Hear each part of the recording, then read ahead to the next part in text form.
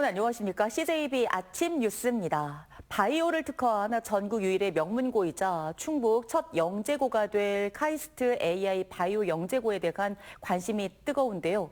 올해 94억여 원의 정부 예산을 확보한 가운데 이 충청북도와 도교육청의 초당적 협력이 중요한 과제가 되고 있습니다. 안정은 기자가 보도합니다. 지난 2021년 이시종 지사가 충북 명문고 설립에 화두를 던지며 본격적으로 논의가 시작된 AI 영재고. 이듬해 윤석열 정부의 지역공약 국정과제에 AI 영재고 설립이 채택되면서 카이스트 부설 충북 AI 바이오 영재고의 밑그림이 그려졌습니다. 당초 국비 64%, 지방비 36%의 비율로 사업을 설계했지만 중앙정부와의 협의 끝에 국비 70%가 투입되는 국가주도 사업으로 전환됐습니다. 현 정부의 관심 사업으로 과학기술정보통신부 산하 과학경제지원팀도 신설됐습니다. 올해 초 국비 94억여 원을 확보하고 지역인재 선발 30%를 확정하며 청사진을 그려가고 있는 충북 AI 바이오 영재고. 이제 남은 과제는 충북도와 교육청 등 사업 주체들이 얼마나 공감대를 갖고 속도감 있게 사업을 추진하느냐입니다. 우선 국비를 제외한 지방비 30% 가운데 충북도와 교육청이 어떤 비율로 분담할지 민선 국의 출범과 함께 본격적으로 논의돼야 합니다. 설계 규모에 따라 향후 예산이 증액될 수 있는 만큼 적정성 검토와 충북의 자체 예산 확보는 필수입니다. 이를 위해서는 도의회의 협조도 중요합니다. 카이스트는 올해 말까지 영재고 설립을 위한 설계를 마무리하고 착공한다는 계획입니다. 공사가 착공이 되면 그와 동시에 개교를 위한 개교준비위원회를 구성을 해서 커리큘럼이라든가 여러 가지 입학제도를 편성을 하고요. 그리고 학교 이름도 청주 오송읍에 들어설 카이스트 부설 AI 바이오 영재고는 오는 2029년 개교를 목표로 하고 있습니다. CJB 안정은입니다.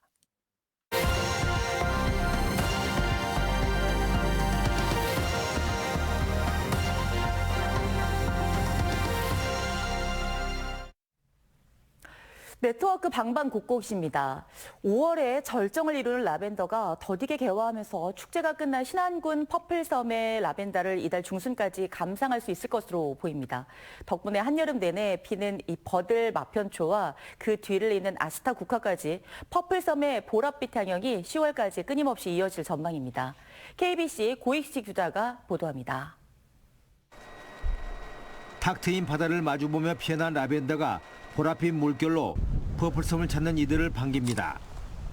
3만 5천여 제곱미터에 달하는 전국 최대 규모의 프렌치 라벤더 정원은 2천만 송이의 꽃망울로 탐방객들의 마음을 설레게 합니다. 신안이라는 곳이 이렇게 좋은지를 몰랐습니다. 너무 좋았습니다. 이 많은 라벤더를 보니까 더욱더 아주 아름답고 아주 보기 좋은 꽃밭이. 멀리 남녀 끝에 자리한 섬 정원이 한 가지 색깔만으로 보는 이들에게 감동을 전하고 있습니다. 신안이라는 섬에 이렇게 관광단지를 이렇게 잘 만들어진지 저희도 와서 감동입니다. 지금 너무 이렇게 색깔별로 이렇게 많은 특색을 나타낸 거에 대해서 너무 좋은 것 같습니다. 예.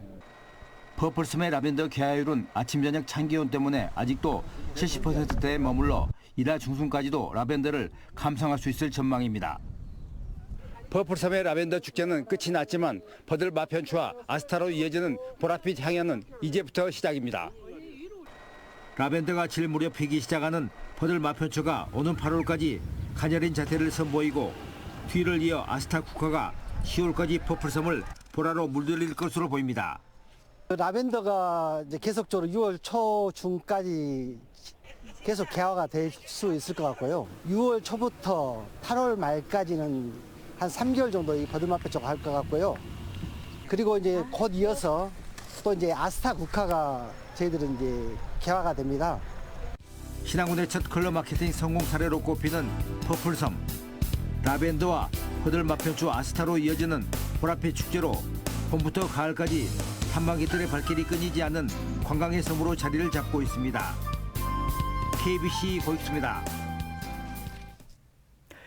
지난달 말 기준 청주시 인구는 88만 9,319명으로 5개월 연속 증가세를 이어갔습니다.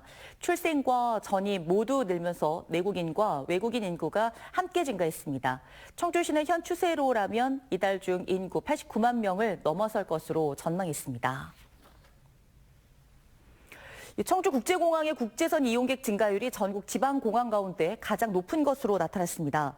한국공항공사 항공통계에 따르면 지난달 청주공항 이용객은 40만 1,234명으로 국제선 이용객은 지난해 같은 기간보다 52.2%가 증가했습니다. 또 올해 국제선 누적 이용객은 지난 4일 기준 100만 명을 넘어섰으며 상반기 100만 명 돌파는 공항 개항 이후 처음입니다. 충북에서 과수화상병이 도내 전역으로 번지고 있습니다.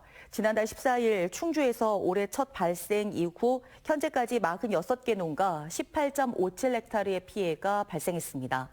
청주 11곳, 충주 9곳, 음성 7곳, 보은 6곳 등 도내 8개 시군에서 감염이 확인됐습니다. 충북의 발생 농가는 전국의 44%를 차지해 전국에서 가장 큰 피해를 보이고 있습니다. 충청북도가 다음 달 14일 청주 오스코에서 배터리 인사이트 컨퍼런스를 2026을 개최합니다. AI와 고신뢰성 기술을 활용한 배터리 안전 확보를 주제로 열리는 이번 행사에는 LG 에너지 솔루션과 삼성 SDI, SK온 등 국내 배터리 3사의 기술 리더들이 참여해 K배터리의 미래 전략과 차세대 기술을 소개합니다. 행사는 누구나 무료로 참가할 수 있으며 사전 신청은 이달 30일까지 공식 홈페이지에서 받습니다. 증평 장뜰들 노래축제가 이틀간의 일정을 마치고 성황리에 막을 내렸습니다. 증평 민속체험박물관 일원에서 열린 이번 축제에서는 증평군 무형문화유산인 장뜰 두레농협 시연과 길놀이, 풍년기원제 등이 펼쳐져 전통 농경문화를 선보였습니다. 또 증평군수배 어린이 씨름왕 선발대회 등 다양한 체험 행사도 열려 가족 단위 방문객들의 호응을 얻었습니다. 진천경찰서는 서비스에 불만을 품고 마사지 업소 직원을 폭행한 50대 중국인 A씨를 불구속 입건했습니다. A씨는 지난 9일 오전 2시 30분쯤 진천의 한 마사지 업소에서 같은 국적의 60대 여직원 B씨의 얼굴 부위 등을 폭행한 혐의를 받고 있습니다. 신고를 받고 출동한 경찰은 A씨를 현행범 체포해 사건 경위를 조사하고 있습니다. CJB 아침 종합 뉴스를 마칩니다. 고맙습니다.